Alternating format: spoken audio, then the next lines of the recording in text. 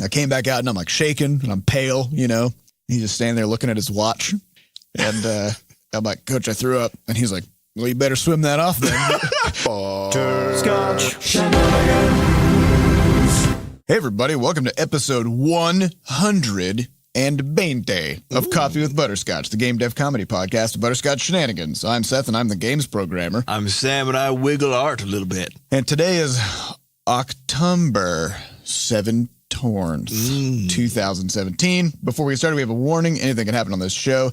There's going to be profanity, and also we're going to talk about business, life, all sorts of things, all kinds of stuff.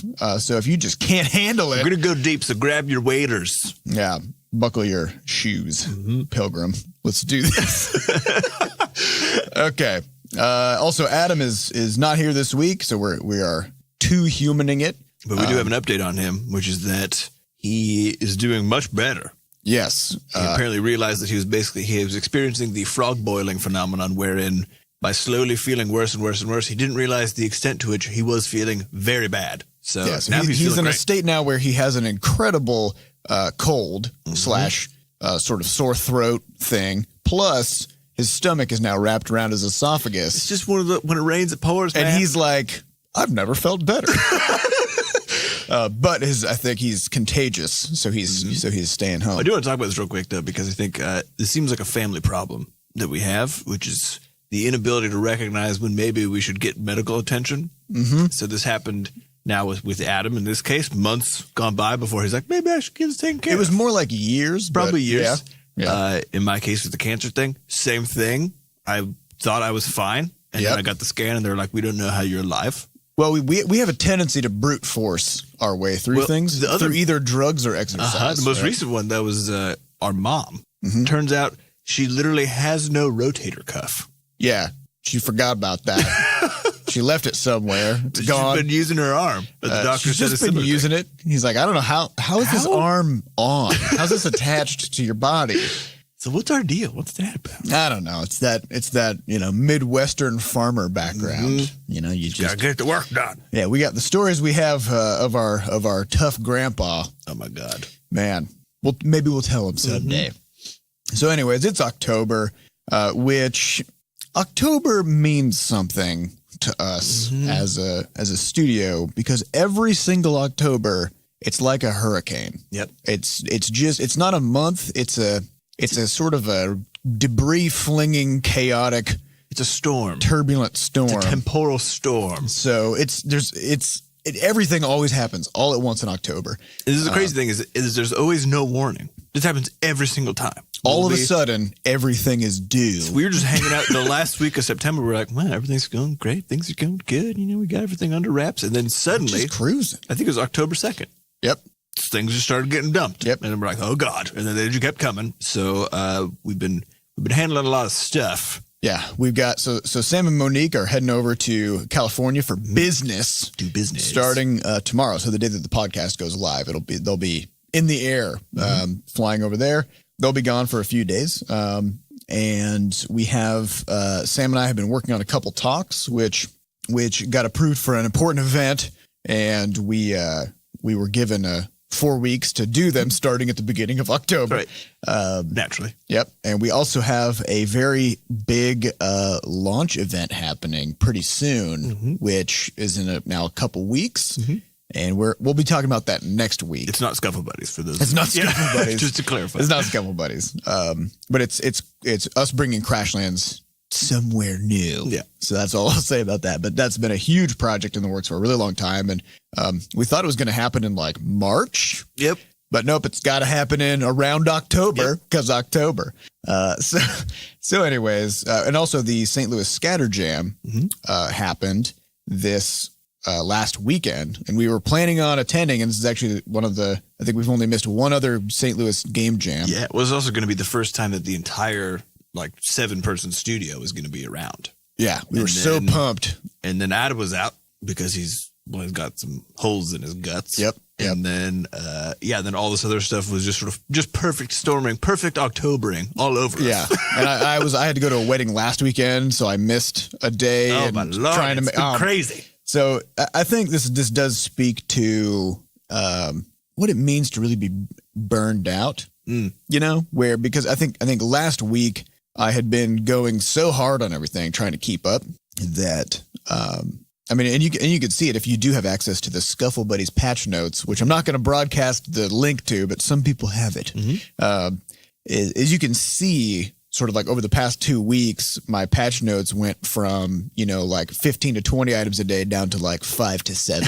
or there would be like a couple days where I would not post patch notes because I was piling up, changes because like the game just wasn't changing enough in that time, which I think does speak to how stupid crunch is. Because it's basically what this feels like, right? It's like just 12 to 16 hours a day, just constantly trying to keep up with everything. Right. And really it just means, you've only got a certain amount of juice that you can deploy to solve problems. And once it's gone, it doesn't matter if you keep staring at that problem for 4 more hours. You're done now. Yep. You got to go to bed. Well, I had an interesting sort of post work day yesterday because I was like, I need to work on this talk in the evening, and went home, but I was a little fried just from, again, doing all this stuff constantly. So I was like, I'm gonna take an hour and a half or 2, and I'll play with my dog, go for a walk with my wife, eat some delicious chicken.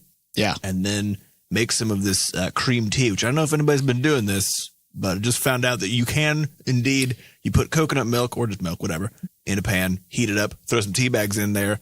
It becomes like the best caramel color. It's just delicious. Yeah. This is how tea is made in most other places, probably, actually. Well, I think there's a difference between like just throwing cream in. Yeah, no, making the tea in the cream is... And oh my God. So I had that little ritual, on the stove, just doing that, stirring some tea bags in, drank my tea, and then I was ready to go.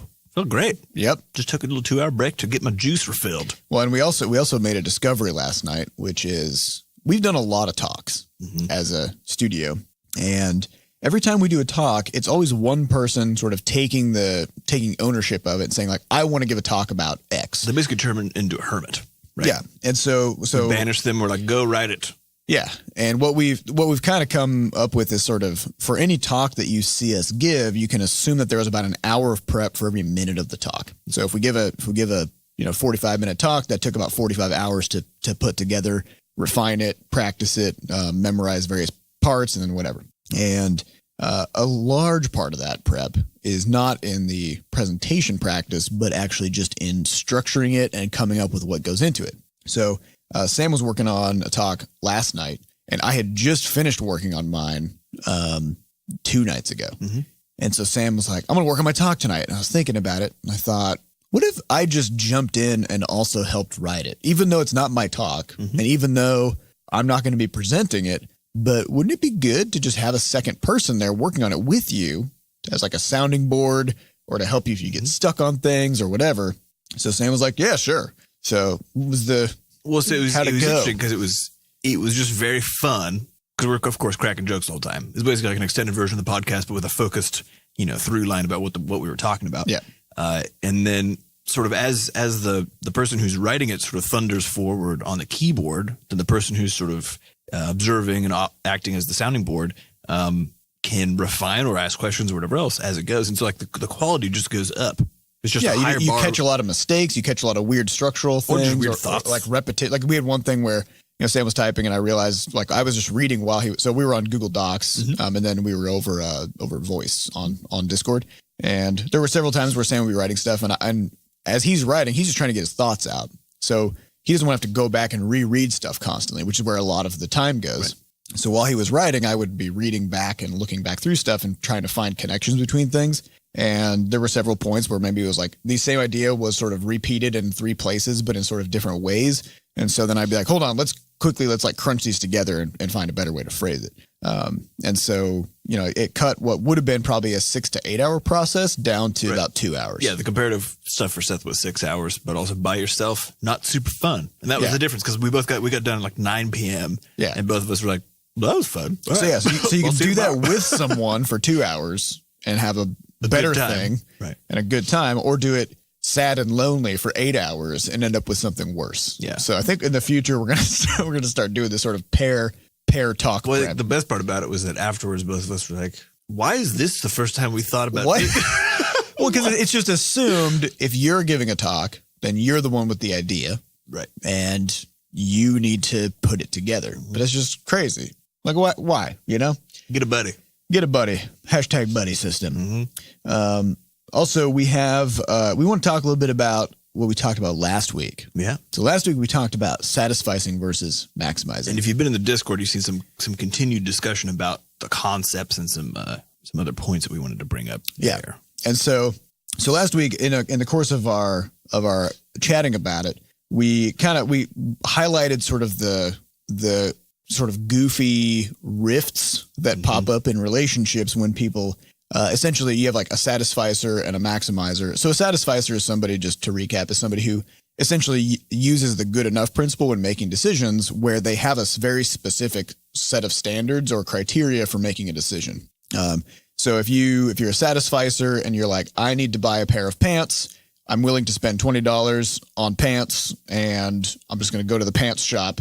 The moment I see pants that A, fit, like that have my measurements, and that B, are within my budget, I buy those pants. And that's the end of my shopping trip, right? Whereas a maximizer will take the approach where they're trying to find the best thing, right? So instead of adhering to a certain criteria and stopping the moment they find it, they will keep looking until they feel like they've hit what they believe to be the best decision. And so one of the consequences of that is essentially that satisficers generally spend a lot less time making decisions, because it's not really about the best, it's just finding the thing, right?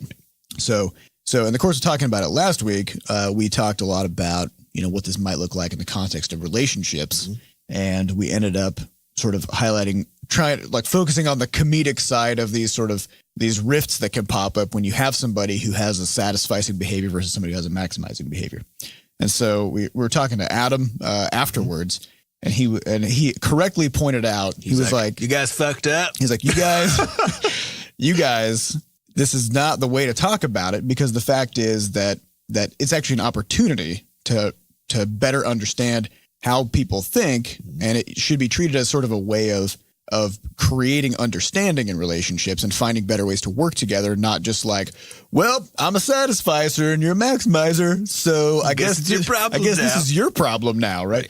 And the thing we talked about last week was the idea of like doing dishes or household chores or whatever, where essentially what you'll often see in relationships is where one person has really, really low standards for all kinds of things around the house, and therefore just doesn't help. And then all of the household chores get offloaded onto the person who has the higher standard of cleanliness or, whatever. Yes, we wanted to make sure we didn't actually feed into the notion that if you're the person who doesn't care, that you should be like, oh, I guess it's your problem. Yeah. And what went unsaid last week was that if you are in the position where you're the satisficer and the other person's the maximizer, that doesn't just absolve you of responsibility to take care of shit. Right. I think importantly, it opens up the opportunity for either doing things like trying to find ways to divide sections of housework up or whatever, so that the things that you care about are the things that you do, and the things that the other person care about are the things that they do. Which is, for example, like in our household, I do the laundry and then Samper folds the laundry, right? So we have we sort of split various chores and stuff, or we try to do things like if one person cooks, then the other person does all the dishes from that, because it creates a mountain of dishes, right? And so we try to split things up in such a way that you don't have to stress so much about those things. Well, even if you say you can't, so in my case, like I want to be able to do the damn dishes in my house, right? Right. And so a big part of that comes down to actually assigning. I think the core problem with the satisficer maximizer sort of conflict basically becomes that there's not a resolution right in that particular combo of problems. There's not a way where you can say, okay, now I care more. It's just not necessarily gonna happen. Or as a maximizer, you can say, okay, yeah, I'll accept less quality. Yeah, because both of you have a specific standard, and it feels weird to. Like if you're a satisficer, you might feel like you're wasting time by doing extra work when you feel like you've already done the job. And if you're a maximizer, you're like, why is there peanut butter on this knife? Right. And so I think the phrasing that Adam used was something like, you shouldn't be happy just like doing a bad job at things and then making that other people's problem. Right. But the interesting thing about it though is that I think is you have to pull in a third variable. So in the case of a relationship, the easy one and the obvious one to me is literally the happiness of the other person, which is really actually, the way to solve this problem anywhere. So if you care, for example, about the quality of the relationship or the happiness of the person involved, Which you should. which you probably should, then that's the sort of thing that if you're either a satisficer or maximizer, that you can use to say, okay, in this particular instance, I will, for example, in my case, I will care more, or I will do the dishes to a higher degree of quality. Well, not necessarily because I care, but because I care about you who care. Right. And more importantly, you are now satisfied. You're using the good enough principle for your relationship in the sense that you have a standard of happiness for your relationship that you need to make sure that you meet, right? You need to do things for the other person and make their life better. Right. And so you can't. So anyways, there's not a free pass. So just tell people to do your housework. Basically. Right. So, last week, I think the reason the conversation took this turn, I think this is actually an interesting sort of introspective point on what it means to sort of be sitting here and recording a podcast every week. This is very free form. And really all we do is we just like have topics to talk about. And we often will like try to find like an interesting nugget and then also kind of highlight what that means through like jokes and stories and comedy. But in a lot of cases, those stories might end up pointing at some like in the wrong direction or pointing people down a wrong path. And so we need to own that. We need to own that mistake. So, that was, sorry guys. Sorry. That was on us. Yeah, I think, and Degeki pointed out actually in the Discord a really good rule for, I think, just handling these sorts of scenarios, which is referred to as the platinum rule. So for those of you who are interested in that, I'm not going to follow up too much on that, but just go check it out on Wikipedia. It's the same sort of general idea, which is if you care about, you just learn how to care about other people's cares. That's it. Yeah. And then you do stuff for them according to that. So it's not about the dishes. It's about the other person and respecting their well-being and happiness. Also, this is a really important news item. We got quite a few more news items. So it's going to be a day. It's October. Sam can touch his toes now. Yeah. So, it's good. Let's talk about this for a second because there's a few things. There's a few things in my life that I've always just been like, oh yeah, I can't. I just can't do that. And then a couple weeks ago, I was looking at my fitness goals, and I think we talked about this a little bit. Where I was like, I'm trying to figure out what to do next, and I realized that general flexibility is not a thing I've literally ever had. And so, starting a week and a half ago, I was like, I found a 15-minute stretch routine, and then about every 2 or 3 days, then I just do that stretch routine. Part of the thing I did last night when sort of my break recovery time after work, and last night I touched my toes. And I think part of it was that my dog, so I was leaning down to do my toe touches, and he just came and just plopped himself and just laid down right where my hands were so he could be pet. And so I think I just spent more time there because I was petting this dog. So you accidentally stretched. Yeah. And then I was trying to like reach around the other side of his rib cage, and in order to do so, I had to really stretch it out. And then I touched my toes, and I was like, huh. One of the many perks of dog ownership. Right. Now you can touch your toes. Well, I'm proud of you, Sam. Well, it took you 20 whatever years. It's 20 years. But yeah, I think the greater point is, there's a lot of little things like that I have personal, like you have those weird hangups about particular things. We're like, oh, it's just never a thing I've done, or it's not a thing I do. And this is it was sort of just a laughable one. It is laughable where it's like, yeah, it's not impressive that you can touch your toes. It shouldn't be. But I think from you time just to time, got to stretch enough. Really, you just do it. So literally, it took me a week. Well, the way that you be able to touch your toes is by just bending over for a while. Right. About 45 minutes. There's not anything particularly remarkable about it. So, but yeah, so I think it's good to remember that there's plenty of stuff that we all have that's probably fixable. Yeah, and we were talking earlier this morning about the idea of a fixed mindset versus a growth mindset, and how ideally you have a growth mindset in everything, where you're always like, I just need to put time into this and do better, right? But yeah, it is the case that no matter how good you are at that, there's probably still going to be some stuff that you have this weird overlooked. You have this weird mindset toward where you're just like, that's just the way it is. It's just the way I am. Just can't touch my toes, and literally never will. I wonder if it's like a personal scar from gym class. Do you remember that stretch machine thing? I do. So they would test every year. They would test our flexibility, and you like put your legs into this device, and then you leaned forward and you push this dial up. Now, however far you got was what your score was. And I was always on like just the bottom of the barrel. And this is just part of you. It's part of you now. It's just an emotional scar that you have to carry your entire life. So I fixed it. I signed up for a gym membership about a year ago, and they do a thing where they test for your body age. So this is Okay. so this is a thing where basically they check out your body fat percentage, how long you can do a wall squat, how many push-ups you can do in a row, and they do flexibility tests. Okay. And your body age can only be so many years below your normal human age, and I missed the minimum by 1 year because I was 1/10 of an inch too short in my toe touching. There you go. I mean, I went past my toes, but by 1/10 of an inch, not enough to be. Yeah. Also, if you are subscribing to this weird body age idea, it's literally arbitrary. It's totally made up. It's not a real thing. Wait, how old is your body? At the time, my body was like 26. That's pretty good. Yeah, and I could have been a 25-year-old body, but I don't have that. You got I don't have those stretches because, as we all know, 25-year-olds are incredibly flexible. They're very limber. So, yeah. Also, we have so we're now 2 weeks into the merch store. Yeah. So we can talk a little bit about that. So the merch store is over at shop.bscotch.net. We launched it a couple weeks ago, and we were doing sort of a soft launch for our podcast listeners. So we have like mugs, posters, shirts. We do not have jorts, but we, we're hoping to get those sweet cutoffs. And it's been pretty good. We've made 22 or 20-ish total sales. I think a couple of them were kind of from, people just like around the town. Right. So we got about 20 sales, and somebody even bought the Butter Box, which is like the big package of all just the stuff, all of the merch. And Monique has been doing an incredible job with that. She even she got us some custom tape that has the Butterscotch logo on it, and she like throws a butterscotch candy into them and like hand writes a note. And so I don't know. I mean, a lot of these things aren't sustainable in the sense that if we get like 1,000 orders, her hand would fall off if she wrote a note in every one. We have to get like a stamp, Yeah, it's like really just a handwritten stamp.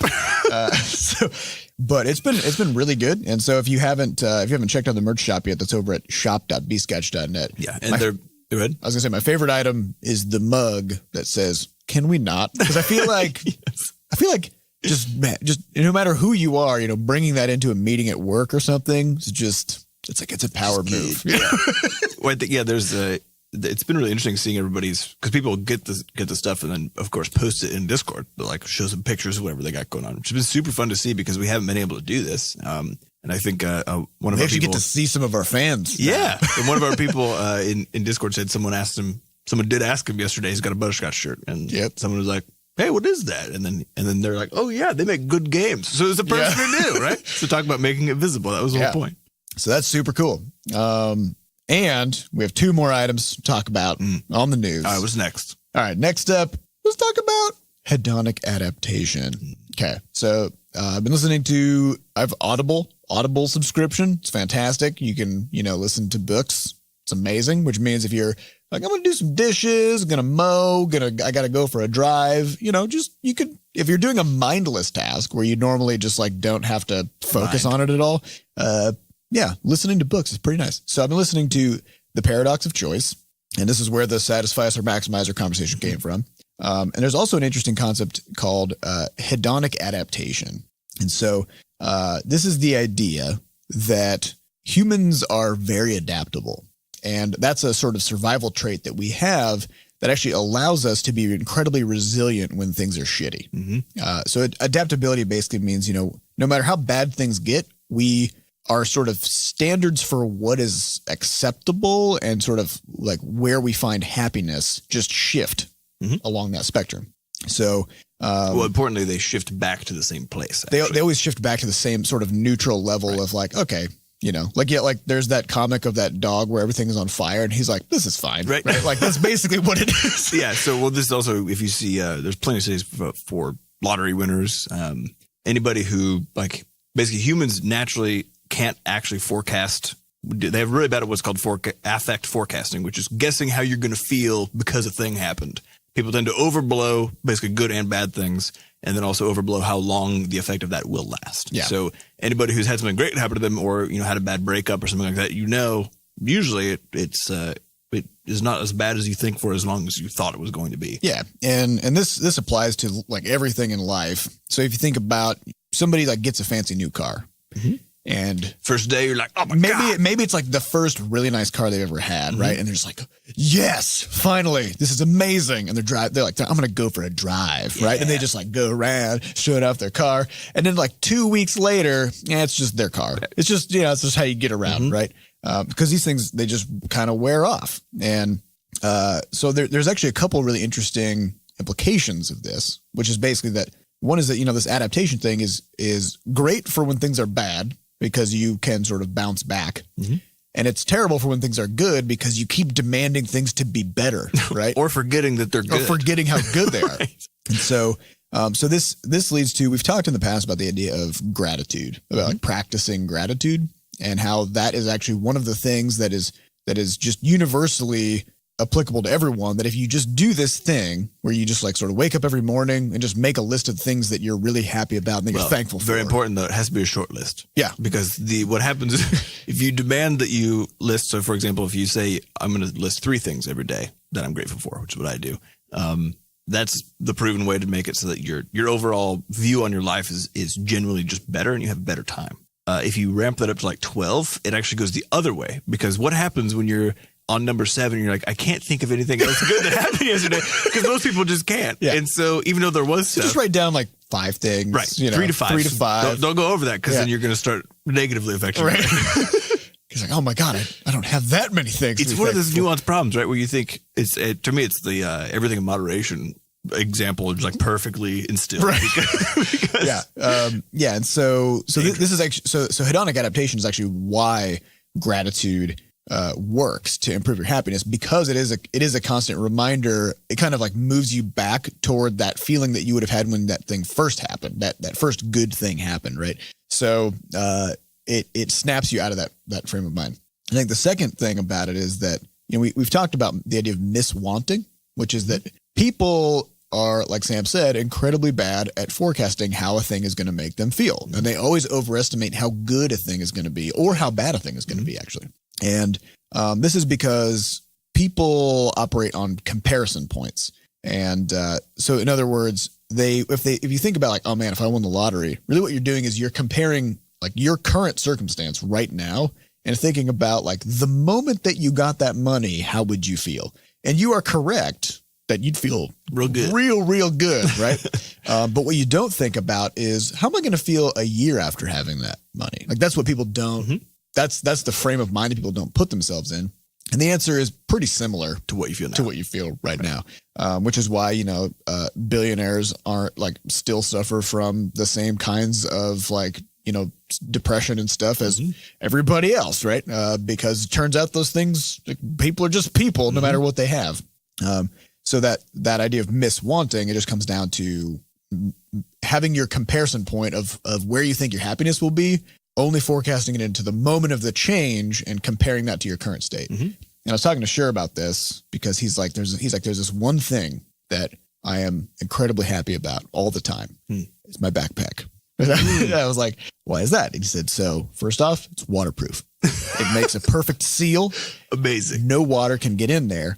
And also it feels pretty compact, but it's still big enough that I can get my laptop in there. My laptop is huge. And I was like, except there's a reason why you're grateful for those things. And it's because it rains, which means every time it rains, you're like, I'm glad my backpack is waterproof. Right. And the other thing is that your laptop is big. And if your laptop wasn't that big, then every time you put your laptop into your backpack, you wouldn't think about how big your backpack is, right? And so these different scenarios, it's kind of like a gratitude practicing thing, because these scenarios actually serve as reminders for comparing what it could be like to not have a backpack that's exactly has waterproof those features, perfect size. Right? Yeah.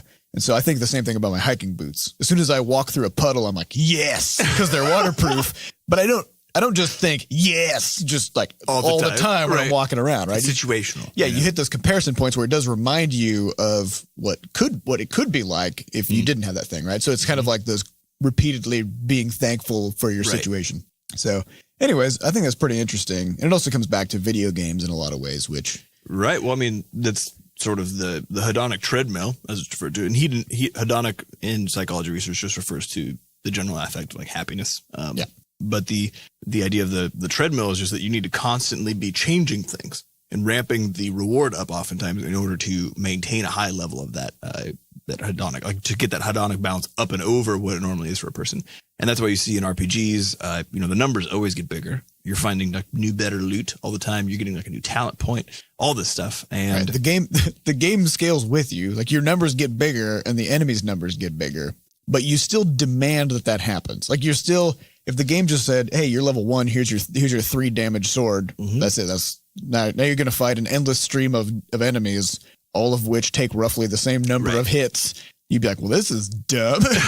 But sometimes that is possible. So a game like Rocket League, for example, no number increases, but the skill cap on that is so high, and the overall antics of it are so enjoyable to just participate in that it's like playing kickball or something like that. And there's still a level of novelty and feeling of things getting better, of things constantly improving. Because you'll pull off moves that you didn't know were possible, or you'll see somebody do a move and you're like, damn, and then you want to do that thing, right? I remember there's a really interesting take on this in Dragon Age 2, which I know I got a bad rap from a lot of people. I actually enjoyed it quite a bit. I don't know if it's because I didn't approach it in the same way I approached the first one, because I was like, oh, this is clearly a different game.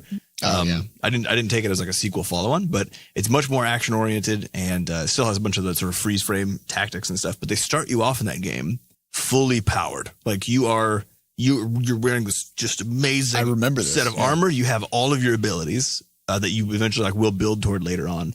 And then you lose all of them, like within the first 5 minutes in the destroyer. Yeah, it's not really a spoiler. It's like the beginning of the game. So they teach you how to play with those skills, and then they take them away. And it was really interesting because actually earning them back in a way had like a real good sense to it. Where I was like, I had the opposite effect. Oh, you did? Yeah, because as soon as I saw what it was going to be, I felt like the novelty of every new skill I got just wasn't there because I had already had it. You know what I mean? Like I wasn't gaining new skills. I was regaining shit that I'd already lost. Interesting. Yeah. I could see the frame. Yeah. Interesting. Okay. So there's one more news item. What we got? October. Let's go. So this is more of a story, but it's a parable, if you will. Yeah. So we have a new, every now and then in the office, we have these kinds of like goofy slogans that we start throwing around to kind of like encapsulate an idea. And so hashtag buddy system is one of them. Buddy system, which the reason that we thought about, hey, why don't we try tag teaming this talk, right? Was because we've been throwing around the buddy system slogan in the studio, which is try to find ways to collaborate with people more. It's basically the essence of the buddy system. And so this new slogan is put on the bucket. Yeah. It might take a little unpacking.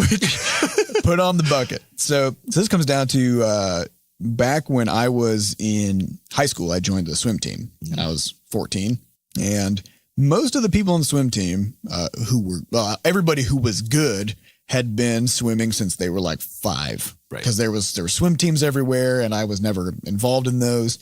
And, so when I first started out, my times were, not even vaguely competitive. And so at a certain point, I started learning how to swim butterfly stroke. And it turned out that I was like not great at it, but I didn't just completely die in the pool, which is how people tend to do butterfly at the beginning. So my coach was like, maybe there's some potential here. He's not dead. And so we talked about the idea of me trying to like really work on my butterfly stroke and get to swim at the state meet, which means I'd have like 10 years of catching up to do basically in terms of a year or two. I had 4 years in high school, but I started swimming butterfly my sophomore year. So yeah, 2.5 years, 3 years. And so once I had that goal, my coach was brutal, like just relentless. And one of the biggest moments was we had practice after school for a short time during the year, and at lunch that day, I ate a bunch of hot dogs. Okay, ate a bunch of hot dogs. Sorry, some poor decision making going on here. And of course, lunch is at like 12:30, and then swim practice is at like 3:30. Right, so 3 hours try to pass them through. 3 hour stretch. Go swim, do the warm up, and then coach comes out with his bucket.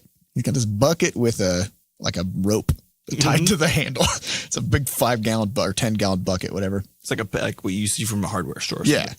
And it's just a regular old bucket. It's not like a fancy piece of sports equipment. It's just a bucket. And He's like, all right, buddy. He's like, everybody's going to swim 10 100s, you know, so you're going to go down, back, 10 times. And he's like, Coster, get over here. And he brings me over to a separate lane. And he's like, put on that bucket. I'm like, what? How? And he's like, tie that around your waist. You're going to do 10 100s of butterfly with a bucket tied around your waist. And you're going to be dragging a bucket down and back. And I was pissed because I was like, what the hell, man? Like, look, everybody else is just doing freestyle. Right. They're just getting to swim, you know? Why are you punishing me? Yeah. And he was just like, the way you become the best is by swimming harder than everybody else. So maybe it seems like it's not fair that you have to put on this bucket, but if you think about it, it's actually not fair to them that we only have one bucket and that you get to swim harder than everybody else. So put on the bucket. So I put the bucket on. I did 4 100s. I jumped out of the pool and I was like, I'll be right back. I ran to the bathroom. I threw up because it was horrifyingly difficult. I came back out and I'm like shaking and I'm pale, you know. He's just standing there looking at his watch. And I'm like, Coach, I threw up. And he's like, well, you better swim that off then. You're late for your next 100. So I jumped in, put the bucket back on, and just kept swimming. And I did end up getting to swim in the state meet in my senior year. And I think the important takeaway from all that is you know, you kind of hear these goofy, like inspirational sports stories all the time, but they all have the same common thread, which is if you only work as hard as everybody else, then you will never do better than them, right? Especially if you're starting behind. Right. And so if you wanna go somewhere, then you got to put on the bucket. Yep. And and it's just gonna suck a lot for most of the time, and then eventually, you know, you come out on top. So that's our new sort of in-house slogan for basically when things are getting hard and you're like, I just need to like really gotta go. It's like put on the bucket. It's just gonna be hard sometimes if you want to really do well, then that's just the way it is. So all right, so let's get on to some questions. These questions come from our listeners over at podcast.bscotch.net. So if you'd like to get your question on a future episode, you'll get over there, put your question in the box. First question comes from Retro Banana Man NL. Why do you limit the characters in the question box? I had to change "Hey guys" to "Hey" so my question could fit.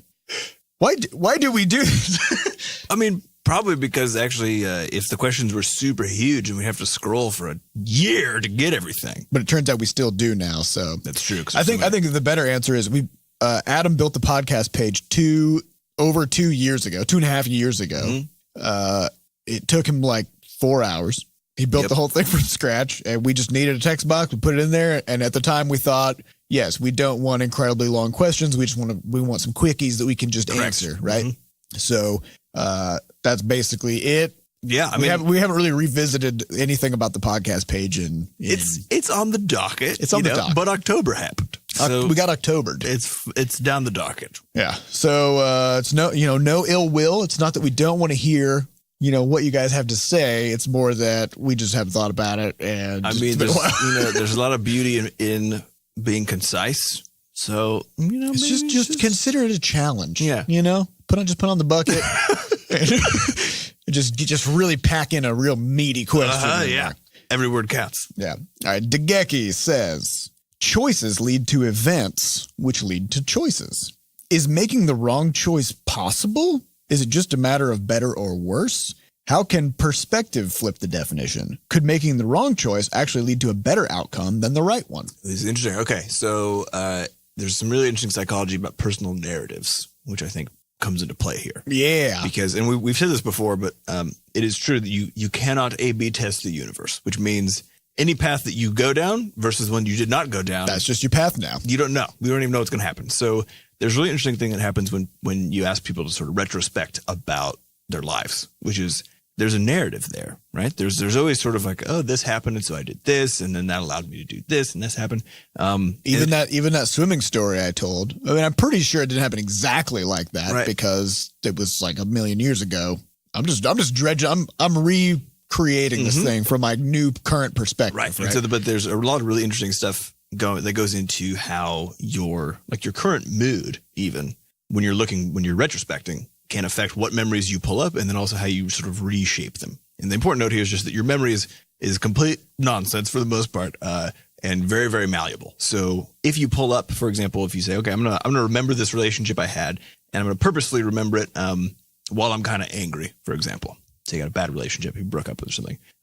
When you recall the events of that relationship, you won't recall actually all the good stuff about it. You're going to be recalling more likely the stuff that has that same sort of negative affect attached to it. And you're generally going to recall it in such a way that makes you look like the protagonist. Correct. Right? So, this is an interesting point, because I think there's that question of, is there, I definitely think is the case that there are bad choices for sure. There are also better and worse outcomes. But the problem is that, if it depends on the time scale you're looking at, really, right? Because if you look over the whole arc of your life and you're telling the story about it, everything makes sense.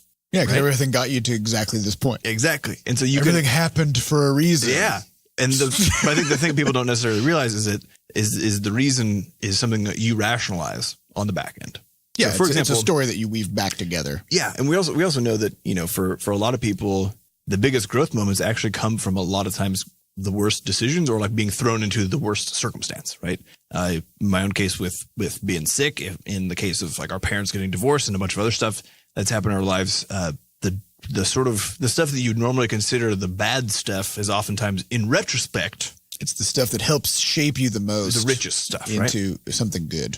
Right. And so I think it's just a weird thing, because if you shift the time scale for most of these things, and this goes back to the hedonic balance question, actually, it's usually very hard to as a person to like maintain a negative viewpoint of an event that happened in the past as that event continues to recede into the past, because you will be able to sort of continue figuring out how it is that event has like positively shaped what you've been doing. Mm-hmm. And the truth is, like the gratitude practice, it's actually what it does. So for example, some of the times when I do that little gratitude practice either in the morning at night, the thing that I realize I'm most thankful for was the shittiest thing that happened that day by far. Because oftentimes it's like, I like this horrible thing happened, but as a result of that, I actually worked through this thing that I frankly just should have, not been doing. Or I got closer to this person who I had a fight with or whatever else.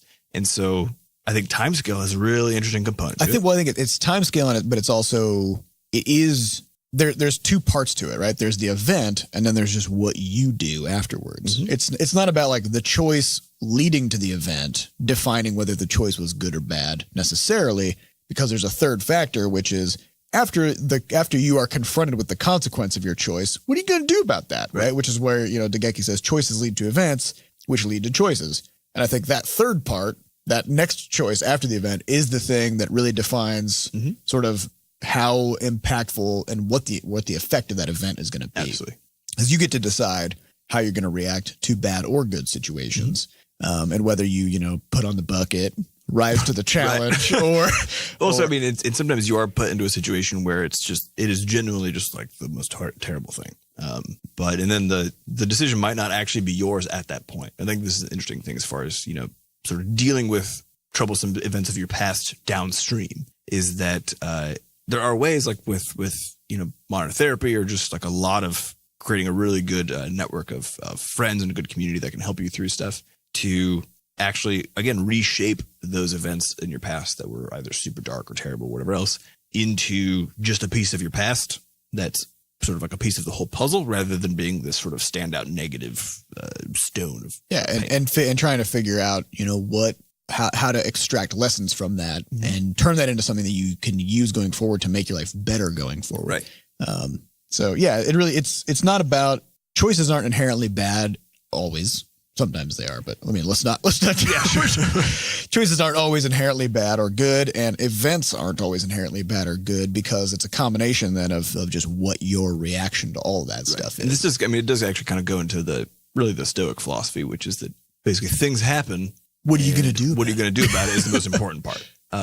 How you react to a thing is the only part of that you actually have control over. So if something bad happens, are you able to, for example, mine the silver lining out of it for yourself, or is it going to be baggage? Yeah.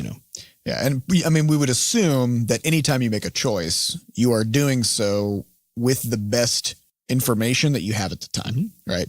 And so, because it's rarely that somebody is like, all right, I can do these two things. I'm pretty sure choice A is the best thing to do. I'm going to do choice B, right? Like that just doesn't happen. People do the best with the information they have and the framing they have and their life perspective and the lessons they've learned and all that. And so, yeah, I don't know. I don't think it really helps to frame it as like a wrong choice or a right choice. It's just all about your reaction. Yeah. So, all right. So next question comes from La Destitute, who says, I've been trying lately to improve my productivity and efficiency by a whole bunch which is about 18%. That's how much that is. It's a good amount. Since I juggle a YouTube channel, game development, studying for IT certs, exercise, and more. Whew. Do any of you awesome fellas have any tips for productivity and such? So probably my first thing would be maybe shave down that list of things to focus more on, a fewer number of things. Because I don't know what and more entails, but before that, there's still a lot of things. My big question is actually a timescale question again. Yeah. Because I found when I first started doing any of the productivity or self-help stuff, the focus that I had was so intense on a day, like the timescale of a day, where I was like, all right, so all these things are important to me. Socializing, for example. Which means I need to do every one of them. Exercising, working on my game dev, all this stuff.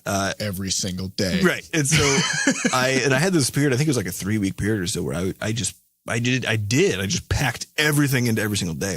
And it was completely exhausting. So I think was this when you did the Uberman sleep schedule? That was actually after that. Okay.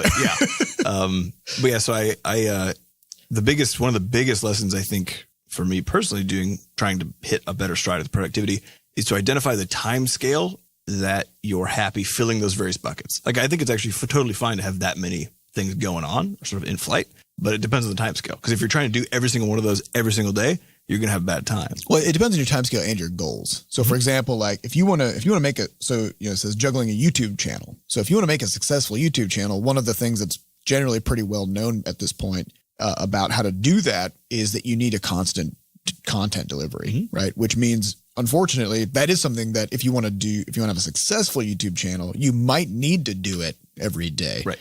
Or depending on the type or rather, you'll probably have to even work on it every day, even if you don't get a video out every day, because it does take a lot of work, right?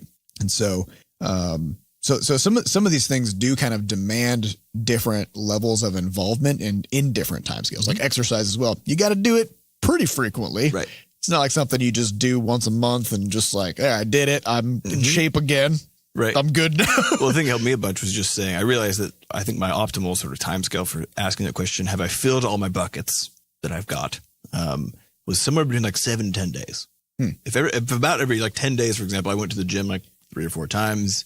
I saw some friends like twice, put in some amount of hours into game dev, read a book or something like that. Then I was very happy with that sort of chunk of time. Yeah. But anytime I tried to reduce that, because of the number of things I was doing, then I get burned out. Yeah. So I think that is a good point, which is maybe, if you can focus on a particular thing, that always helps, because it allows you to not feel like you're always failing in some domain, which is a big part of the problem. Because there's opportunity cost for everything that you're doing.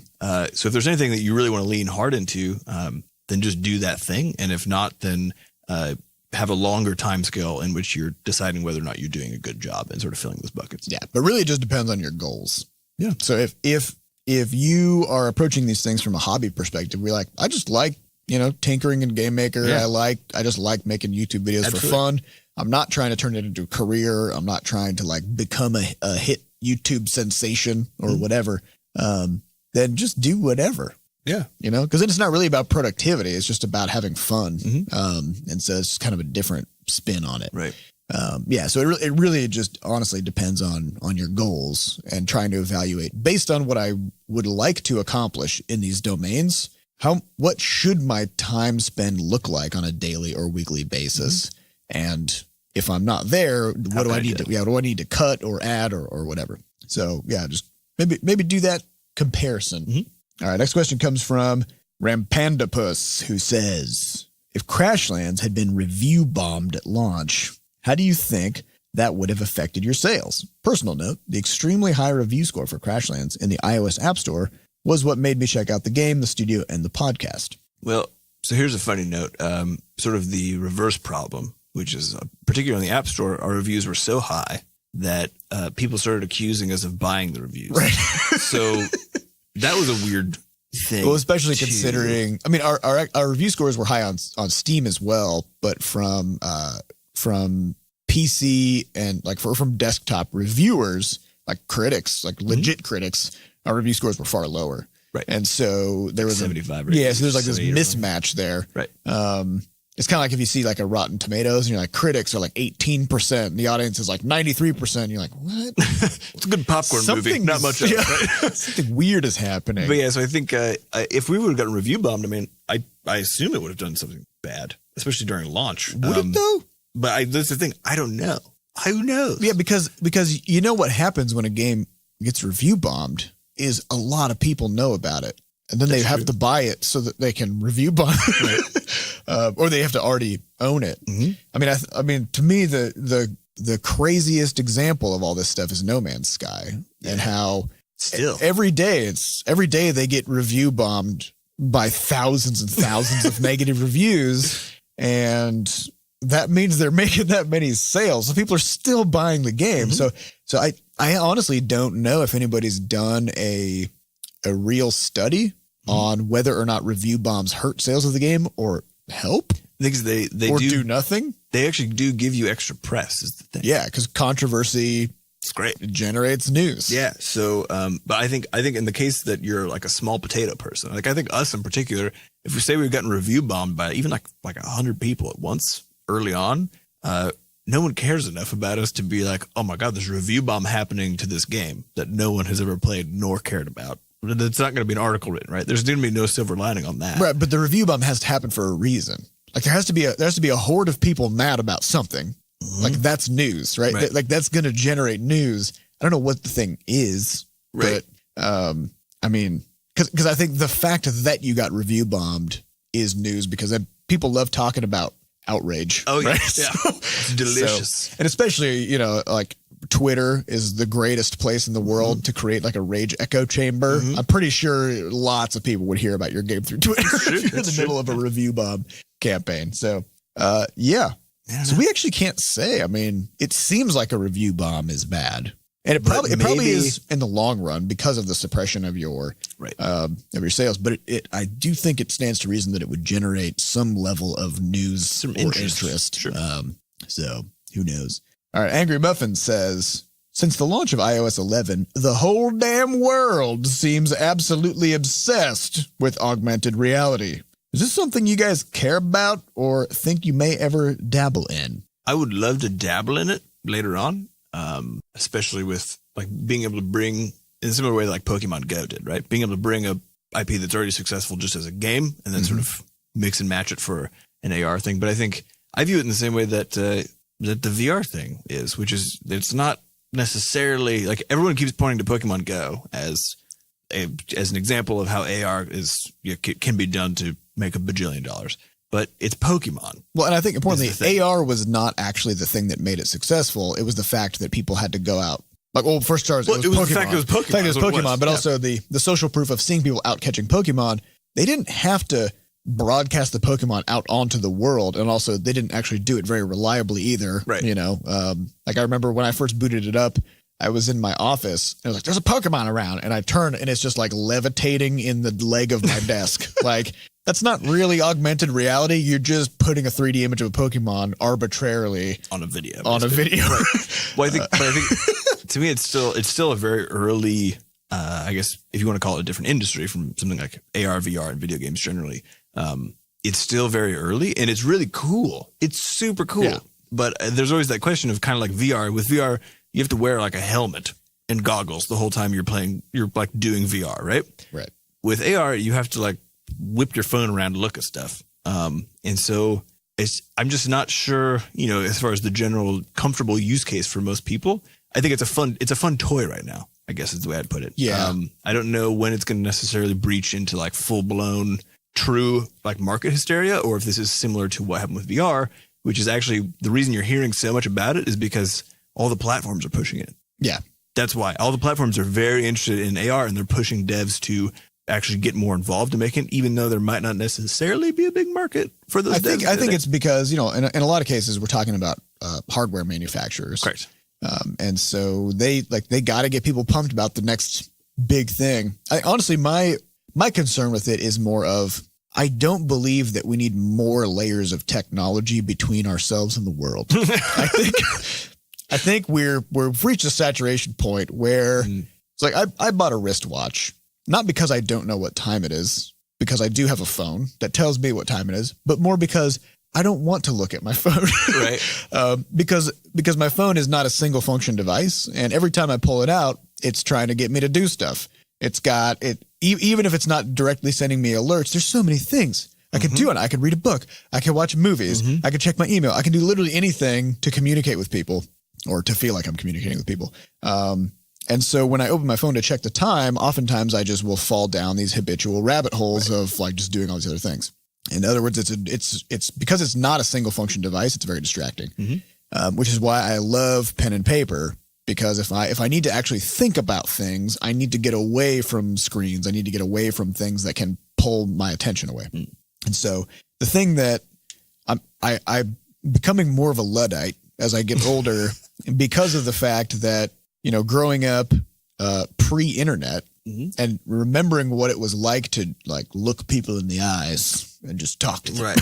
Or if you're sitting at like a stop or something, everyone's just sitting there. So yeah. Or the weird kind of like pride and satisfaction that comes from because I even like I was driving before GPS was a thing, and that weird level of satisfaction with like looking at a map and being Getting like to a place, being like, how do I get there? Right. And kind of plotting your course and then actually just like looking out into the world and being like, there's that road I need to turn at. Right. And thinking about what you're doing.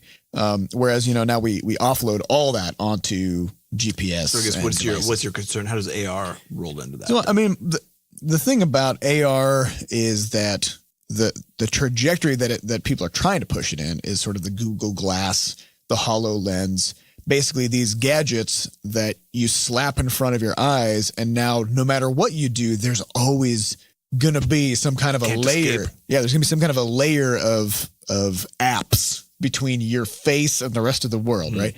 And so, yeah, I mean, maybe there could be some fun AR games.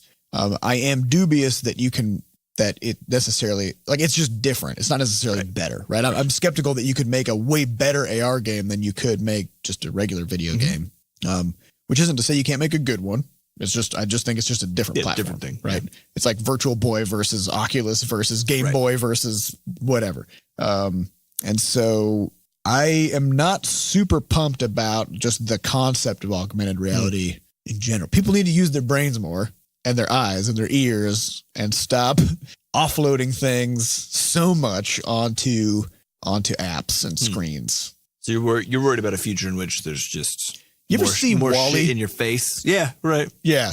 You worried about WALL-E? That's augmented reality. Everybody's just floating around on their chairs with a screen between them and the world, right? And that's how they experience life, right?